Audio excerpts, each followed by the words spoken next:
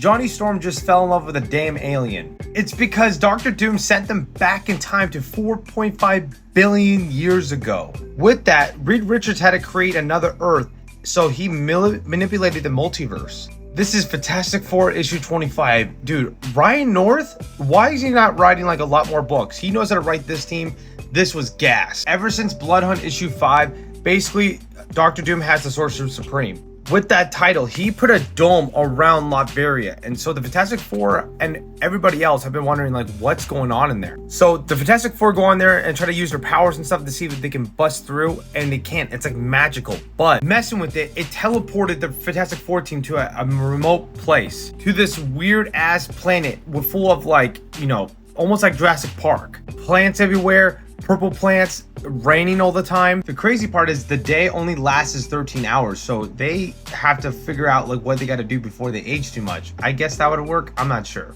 But they start getting attacked from like big ass insects, but find a city. This city has a bunch of weird civilization aliens right here that look like worms with like spikes on their back. Eventually, a couple days go by and they finally learn how to talk to each other with the English language. This chick right here that's walking with Johnny is named Angelica, and Johnny has some feelings for her. They decide, hey, let's like transfer data with each other. So they transfer like the biologies of what they look like with the intestines and stuff. The crazy part is this alien, Angelica, they don't really need their intestines compared to like Johnny and a bunch of other humans. Johnny created the moon for them with his heat like that. And you know, they fall in love, legit, and they make out on top of a rooftop. This whole time of Johnny and Angelica falling in love, Reed Richards was creating a spaceship to get back to Earth. Reed notices something like this. A light bulb hit his head and he notices the stars.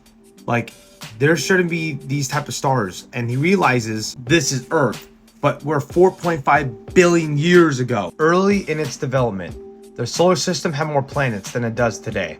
Thea was one of them. A Mars-sized world sharing our orbit. And 4.5 billion years ago, before life even begun evolving here, Thea smashed into Earth. The impact was beyond apocalyptic. The force of the impact injected mantle into orbit. The cores of the two worlds merged. So that alien involved with Earth because they smashed into each other. After realizing this, they're like, we can't go back in time.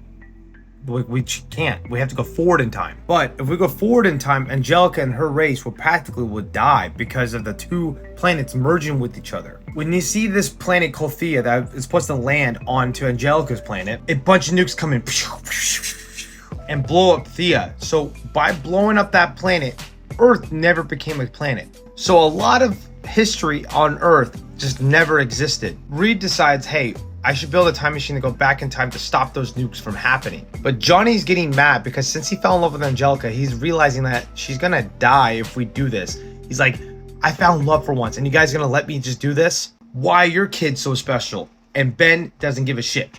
All right, that's it. Flame on! Sue had to stop them both from attacking each other, but Reed notices like, I can do something. Reed creates the quantum flux accelerator right here. What it does is, or what it's going to do is practically going to make a new space-time frame for the multiverse. So 2 Earths are possible to happen. With this, Angelica will live and the Fantastic Four kids and Earth will all live as well. But here's the thing, Angelica has to go back to her own Earth. She can't be with Johnny. So they say their kiss goodbye. And I give you the stars.